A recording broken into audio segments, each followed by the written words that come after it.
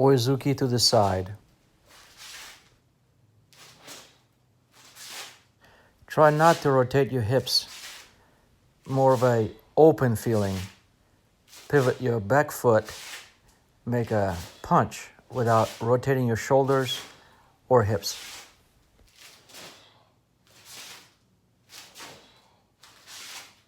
Another important note is don't pull the punching hand to the hip before you make a punch. Go straight in. Keep the elbows in and make the punch. Here you'll see this technique in a slow motion. And from here the fist comes up, the elbow stays in. Here, rotating the fist, making a punch.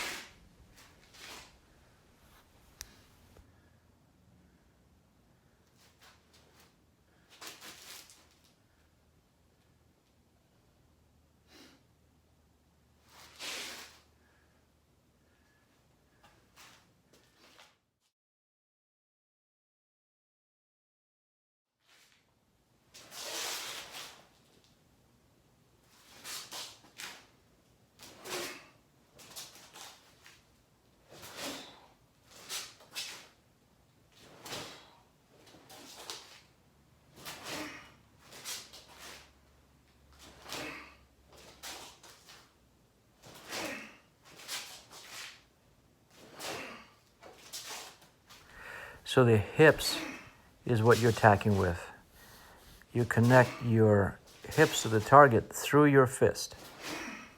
So you have to relax, take the excess power out of your shoulders, out of your body, bend your knees slightly, and leading with your hips, simultaneously making a punch.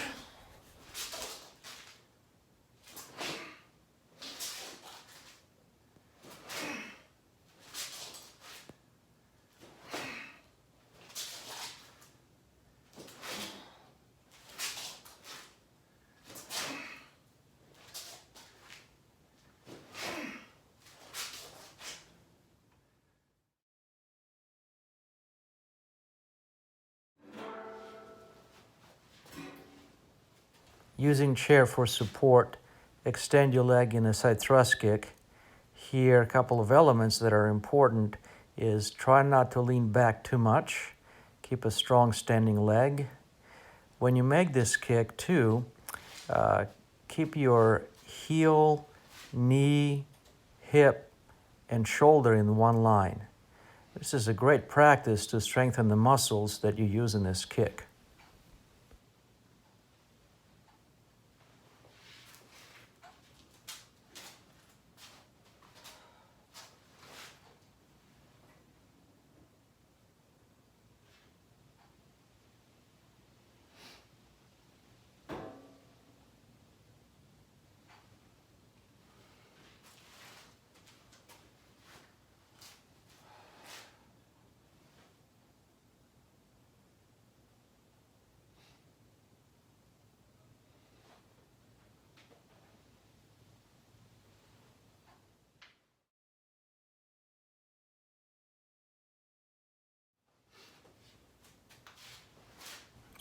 Again, using the chair for support, make 10 roundhouse kicks on each side.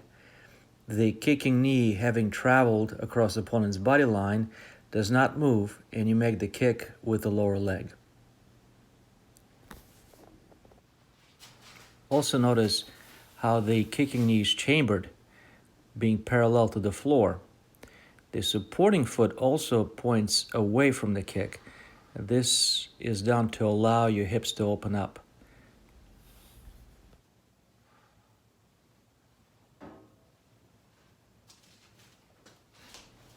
With side thrust kick, the kicking knee and the foot are brought up in front of the body. You can see this allows for the thrust to take place, which is like making a stomp horizontally. Just like you practice fumikomi, where you stomp, almost hitting the floor with your heel. This is a very similar idea, except that the kick extends parallel to the floor. Again, the supporting foot points away from the kick to open up the hips.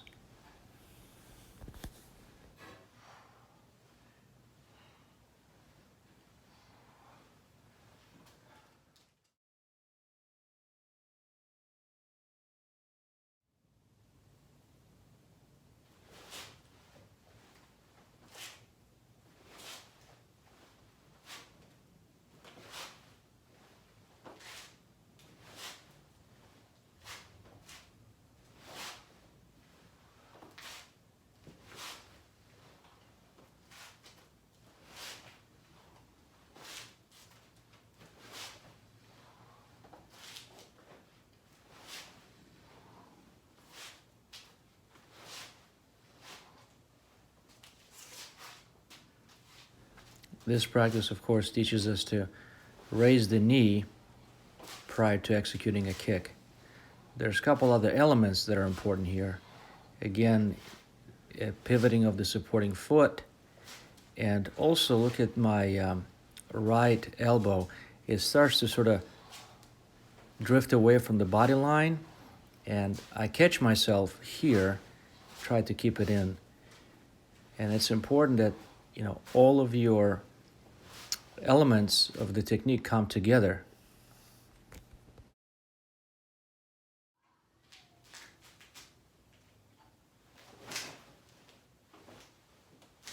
So here we make maigeri and fumikomi, front kick and stomping kick.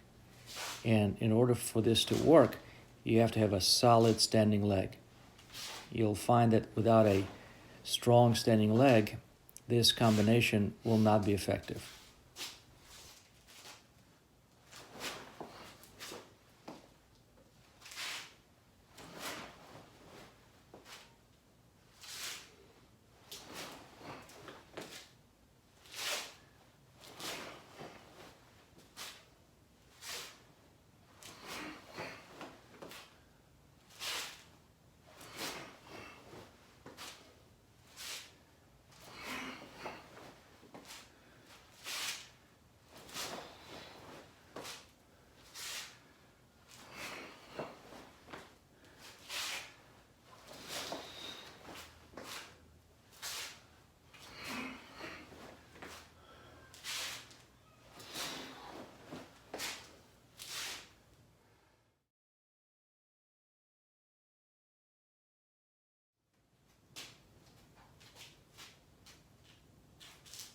Tekki Nidan, slow.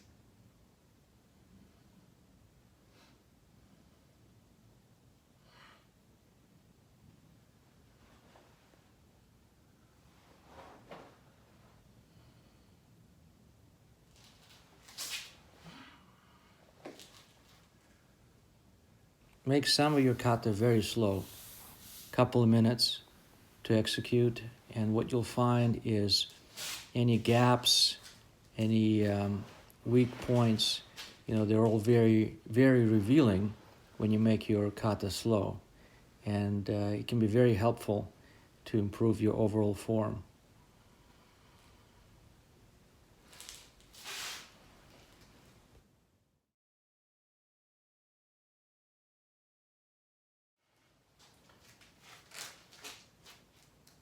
Tekki Nidan.